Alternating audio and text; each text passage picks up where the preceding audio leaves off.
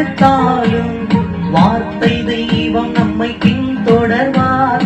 வழி மாறி கீழ்த்தட்டில் படுத்தாலும் வார்த்தை தெய்வம் நம்மை பின்தொடர்வார். நாம் கடலின் அலை நோக்கி குதித்தால்